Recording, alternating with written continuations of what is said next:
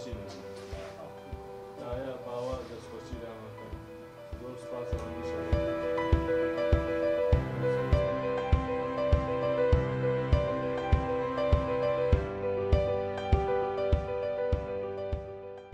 کوردستان ئاماژێتی پەرە بە توانای گەنجامدا لە سەرجەم بوارەکان و